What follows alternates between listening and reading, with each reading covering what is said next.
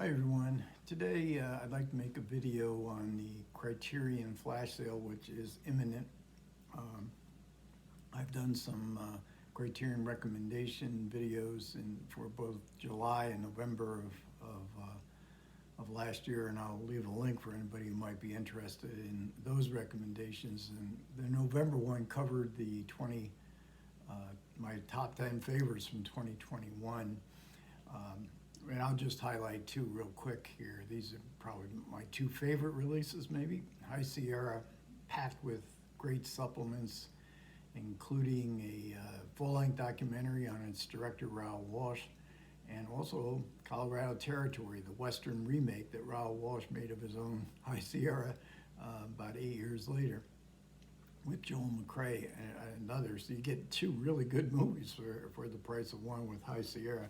The other one is, I recommend this one a lot. It's Celine and Julie Go Boating, the Jacques Ribet movie. It's an art film. It's 3 hours long. I just love it. It's a great expression of the joy of being alive, and it has a fantastic, one of the great commentaries of all time, I think, by Adrian Martin, who had to do a 3-hour commentary, and he keeps it interesting the whole way. Now, as far as the Criterions I'm going to be talking about today, they're going to be the more recent releases. Amazon, last time I checked a couple days ago, up through November, Amazon has been discounting, and I think they did it all last year, maybe before, the $40 Blu-rays down to $20, or very close thereabouts. But they don't always do it with the sets, and I'm not sure how they're doing the UHDs. So for a sale of this kind, if you have a 4K UHD and you're interested in those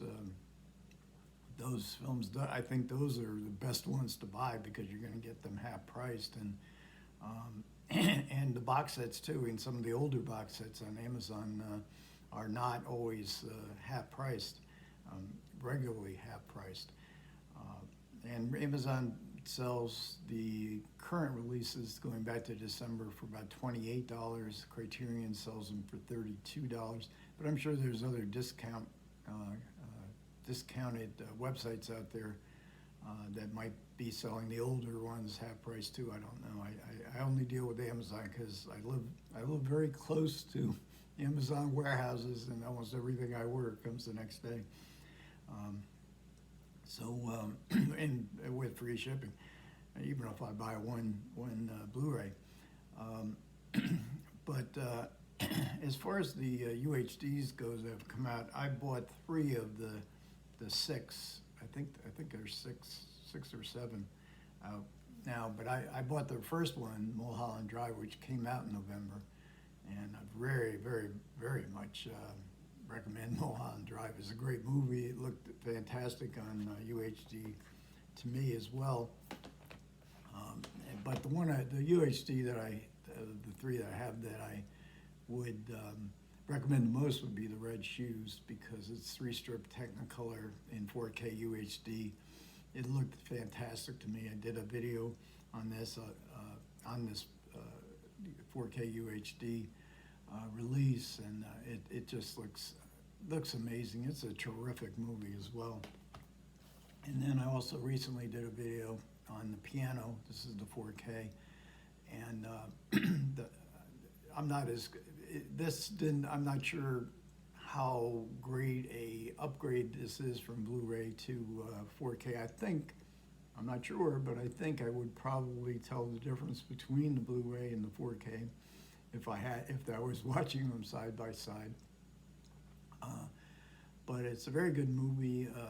Great performances by Holly Hunter and Anna Paquin, and so I'm very happy with those. Now, I didn't get Citizen Kane. I think that has now been, the issues with Citizen Kane have been resolved on the Blu-ray, so I think you can get the 4K with the Blu-ray now.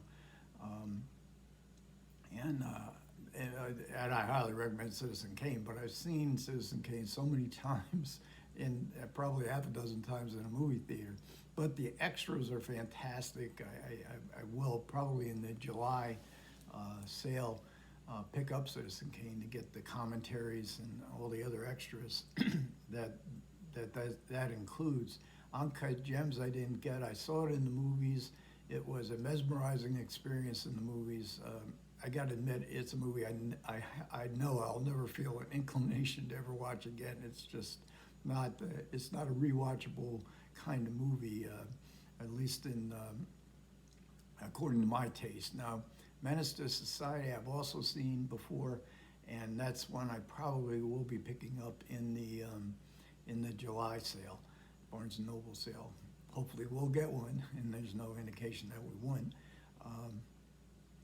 And then there was A Hard Day's Night also was released, but there was an audio glitch in the 4K, so it's not available yet. I think it's coming out in March, but the 4K is unavailable. You can get the Blu-ray plus DVD still, but I think that was always that's been on the Criterion in the collection for quite some time. So of the movies that currently you could get that $8 extra discount by buying them through Criterion. One I don't have, which is One Night in Miami. That's an Amazon Prime movie. It's a real good movie. I saw it on Amazon Prime. It's a Prime original.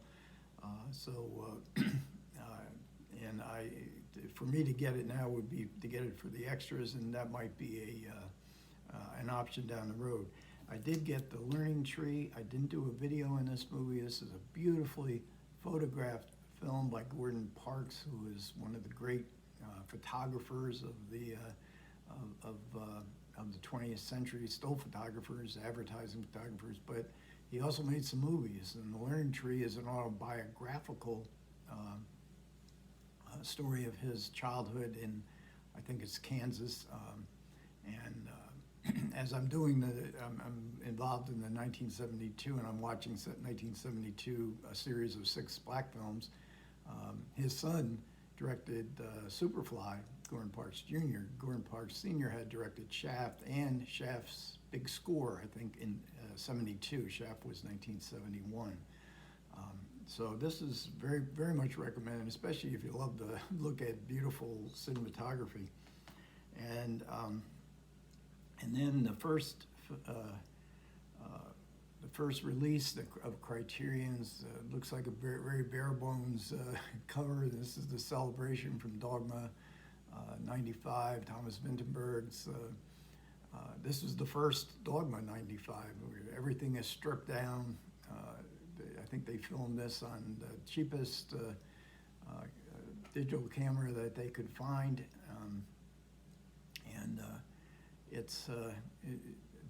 it has a terrific story. In fact, the screenplay is so good it could, easily have been made outside the strictures of Dogma 95, which is, I won't go into them, but it's absolutely stripped down. There's just some terrific performances in here. It's got a great series of supplements with Thomas Vinterberg. There's one particular one where Lars von Trier, who was the instigator of this Dogma 95 and the 10 Commandments of 95, he and Vinterberg and 2 other directors, part of Dogma 95, gathered together to critique their own works with their mentor from the Danish Film Academy, and it's a great supplement.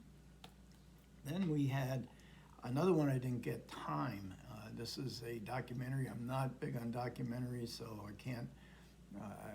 I know it's got. I think Daisuke Beppu has just released a video on this release. So I would, if you're interested, go to his channel to find out about it. And then, of course, Hard Day's Night was released. It's now unavailable, but again in March it will be available, and that's the 4K UHD. That will be available in March. Then we have Dick Johnson is Dead. I didn't do a video on this. I have very mixed feelings about it. It's a kind of fantasia about dementia. Dementia, as I'm in my 70s, dementia, not a subject that I'm particularly drawn to. And as I say, I'm not crazy about documentaries, but I heard some good things about Dick Johnson is Dead. It is a popular film with both critics and I guess audiences as well. I think this is on Netflix. I'm not sure. I don't have Netflix, but it did play very well in festivals. Like I say, it's a Fantasia, and Dick Johnson's daughter is making the film of her father, and she imagines all these death scenes for her father. For instance, he's walking down the street and an air conditioner comes down and hits him on the head. And they're kind of amusing, and he has a very good attitude towards it. But then when I watched the supplements, we learned that Dick Johnson was far more in the grip of dementia than it's shown in the movie while they were making the film, and it's indicated that there was only clips here and there where he was coherent enough to use for the film.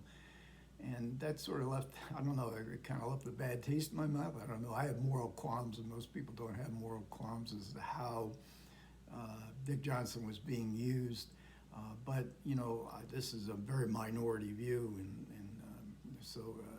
and there's lots of supplements. It's the other thing about the supplements, when you get like the filmmaker and the collaborators, sometimes it gets to be this kind of love fest where everybody congratulates themselves about how great they are, but it does have some good background in Kristen Johnson, the filmmaker's career, and why she wanted to make the film, and how she got her father agreed to participate in the filming.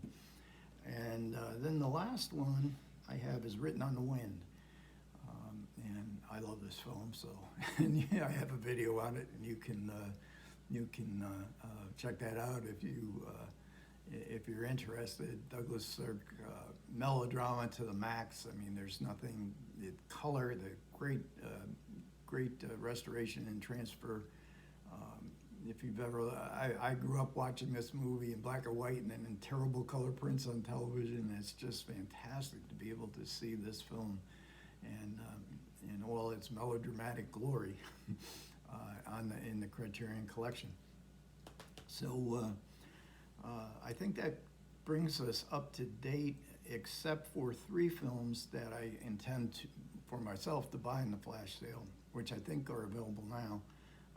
Miller's Crossing and Love Affair and Boat People are the 3 newest releases for in the Criterion collection, all of which I intend to buy. And again, I'll make a link to my recommendations of the July and the November Criterion Barnes and Noble sales, if anybody's interested in seeing some further recommendations. Okay, thanks a lot for listening, and do appreciate it. Comments are welcome, what you're going to buy, what you're looking forward to buy in this flash sale, what you have bought in the flash sale. You guys take care.